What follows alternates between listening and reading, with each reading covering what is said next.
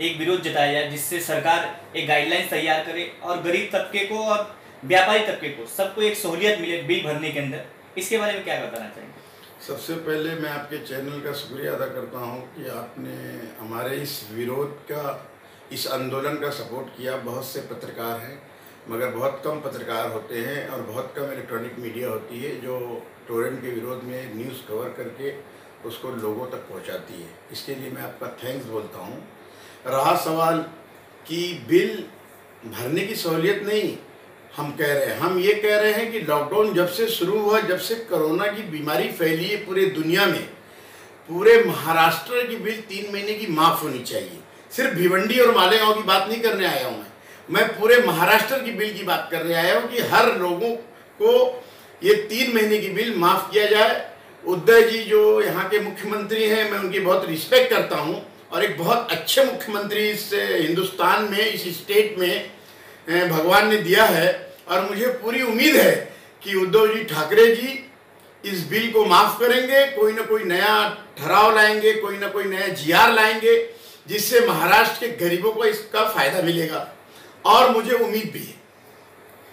आपने जैसा ये आंदोलन जब भी देखा गया है कि आपने जब आंदोलन की शुरुआत की, इसके पीछे और भी यहाँ के राजनीतिक नेता भी इस आंदोलन में कूद पड़ते हैं, इसके बारे में आपका क्या कहना है? देखिए, पहले तो कोई टोरेंट का विषय लेता नहीं है।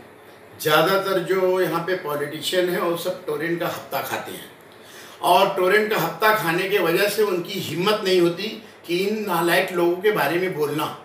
और खालिद गुड्डू की जो ताकत है उसको ये खरीद नहीं सकते।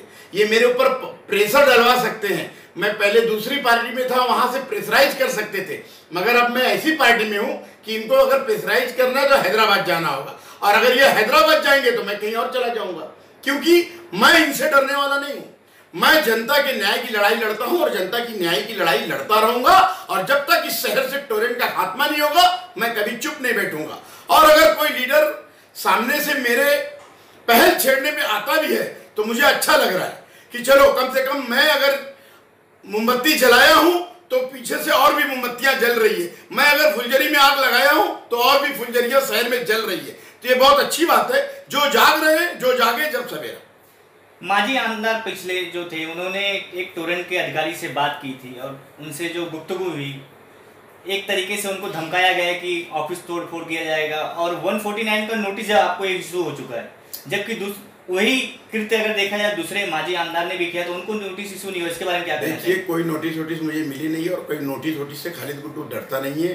कल ठीक 8 बजे 3 तारीख को 8 बजे बिल जलने वाली है पूरे शहर में, पूरे सिटी में, पूरे ग्रामीण में, भिवंडी में और जहां जहां टोरेंट कोने कोने में है सब जगह पे लोग बिल जलाएंगे और सभी धर्म के लोग जलाएंगे। रहा सवाल कि ये सोशल डिस्टेंस का सबको ध्यान रखना है और उस सोशल डिस्टेंस का ध्यान रख के ही बिल जलेगी।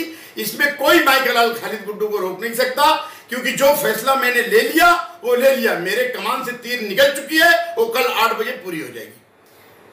शिवसेना के माजी आमदार जिन्होंने उद्धव साहब की बात, जो अभी हाल फिलहाल में एक वीडियो वायरल हुआ है कि टोरेंट के अधिकारी द्वारा ऐसा कहा जा रहा है कि आप सीधे सीएम से बात करें, हमसे बात ना करें, तो इसके ऊपर आप क्या प्रतिक्रिया देना? देखिए, वो जो टोरेंट के लोग हैं वो अपनी औकात भूल चुके हैं और मात्रे जी तो मेरे दोस्त हैं, उन्होंने जो फैसला किया अच्छा किया। उनको बजाय धमकी देने के अब तक इनको तोड़ देना चाहिए।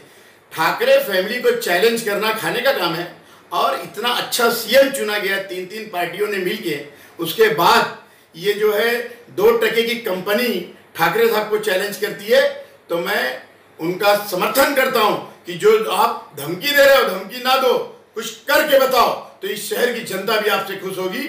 और दूसरी बात, रहा सवाल कि ये जो जिस आदमी से उन्होंने बात किया है उसका नाम है सुधीर देशमुख। उसको मैं दलाल बोलता हूं हमेशा। वो लोकल लेवल का, सिटी लेवल का दलाल है और दलाल भी नहीं, वो दल्ला है। और एक सजनानी नाम का है, वो स्टेट लेवल का दलाल है और वो स्टेट लेवल पे मैनेज करता है, हर चीज मुहैया कराता है। और वैसे ही सुधीर देशमुख भी एक दल्ला है और सजनानी भी एक दल्ला है। अभी हाल फिलहाल में जैसा देखा गया है कि आपकी इस मुहिम को केवल उर्दू अखबारों ने प्रकाशित किया है, हिंदी और मराठी अखबारों ने इस प्रकाशन को नहीं किया, उसके बारे में आप क्या कहना चाहिए? जो मीडिया मुझे मेरी न्यूज़ को लगाती है, मैं समझता हूँ वो मेरे साथ है, और जो मीडिया मेरी न्यूज़ को एवॉइड करती है, नहीं लगाती है। मैं समझता हूँ ये सब का खर्चा टोरेंट कंपनी चलाती है और ये कहीं ना कहीं मुलव्विस है, इस शहर का सौदा कर रहे हैं ऐसे पत्रकार। अगर ये नहीं जागेंगे तो भिवंडी के लोग तड़प तड़प के एक दिन मर जाएंगे। मैं बार बार मीडिया वाले को बोलता हूँ कि तुम टोरेंट की दलाली छोड़ दो और ईमानदारी की लाइन पे आ जाओ और गरीबों की हेल्प करो। यहाँ पे 70% मजदूर तबके के लोग हैं, उनका साथ दो, ना कि ये मुट्ठी भर जो गुजरात से आए हुए ये टोरेंट के लोग जो शहर को बर्बाद कर रहे हैं, इनको जो है इनका साथ दो। मगर चंद रुपए के लिए ये बिक चुके हैं। अभी हाल फिलहाल में टोरेंट ने कोविड के अंतर्गत 100 करोड़ रुपए पीएम केयर फंड में दिया, 5 करोड़ रुपए सीएम फंड में दिया। इतने रुपए देने के लिए है, पर इनको पब्लिक को सहूलियत देने के लिए नहीं। इसके ऊपर आप क्या अरे ये सब बोगस बातें हैं, कुछ नहीं दिया इन्होंने। अगर ये गरीब जो झोपड़पट्टी सलेम एरिया में लोग रहते हैं उनसे 10,000 रुपए के लिए ये शांतिनगर पुलिस स्टेशन में उनके ऊपर बोगस एफआईआर करते हैं और वो 10,000 के लिए किसी पॉलिटिशियन के पास जाके लोग 6,000 4,000 तोड़ी पानी करके भरवाते हैं। जो 10,000 के लिए गरीबों के ऊपर एफआईआर कर सकता वो 100 करोड़ क्या देगा? ये महानालायक कंपनी है, महानालायक लोग हैं, ये क्या पैसा देंगे? और अगर इन्होंने दिया है तो मोदी जी अपने फंड से पूरे महाराष्ट्र की बिल माफ करें। सर, अभी आपकी सहयोगी कहा जाने वाली पार्टी जिन्होंने साथ में आप लोगों ने इलेक्शन लड़ा था, समाजवादी एमआईएम ने एक साथ में इलेक्शन लड़ा था, ऐसा कभी नहीं हुआ। ठीक है, पर आमदार जो अभी हाल फिलहाल के आमदार है, उन्होंने सबसे पहला मुद्दा यही रखा था कि हम जब आएंगे तो टोरेंट के खिलाफ अभियान चलाएंगे और टोरेंट से शहर को मुक्ति दिलाएंगे। ये ऐसा दिखता तो नहीं है अभी तक। ये सवाल आप उन्हीं से पूछे तो ज्यादा अच्छा है, क्योंकि इसका जवाब मैं देना नहीं चाहता हूँ। जो सिटिंग आमदार हैं दोनों बाजू के, वो आप दोनों बाजू के आमदार से, सिटिंग आमदार से पूछिए। अभी फिलहाल हम दोनों हारे हैं, उधर से महात्रे जी भी हारे, इधर से मैं भी हारा हूँ, तो ये सवाल का जवाब मेरा देना ठीक नहीं है। खुदा ना खास्ते अगर मैं महाराष्ट्र की असेंबली में 2019 में पहुंच जाता तो आपको मैं बता देता कि आमदार का पावर क्या होता है और आमदार की ताकत क्या होती है। तो आपका कहना है कि कल जो आपने आंदोलन की डेट फिक्स की है वो हटने वाली नहीं है, कल आंदोलन होकर रहेगा? वो आंदोलन 100% होगा, 100% होगा और 8 बजे पूरे शहर में और पूरे ग्रामीण में बिल जलेगी। कोई माई का लाल रोक नहीं सकता और मुझे कोई नोटिस से डरा नहीं सकता।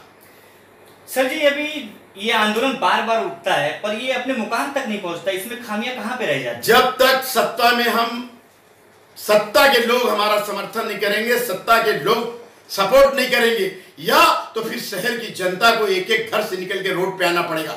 जब जनता रोड पे आती है तो दिल्ली की हुकूमत हिल जाती है, तो ये छोटी सी टोरेंट क्यों नहीं लेगी? मगर इस शहर में इन्होंने कुछ दलाल पाल रखा है, जो दलाल इनकी चमचागिरी करने के लिए खबरीगिरी करते हैं, तो इसके लिए कहीं ना कहीं हमारा मोर्चा कमजोर होता है। मगर अगर सारे शहर की ताकत एक दिन रोड पे आ गई तो ये गुजरात का रास्ता ले लेंगे और इनको गुजरात हम भेज के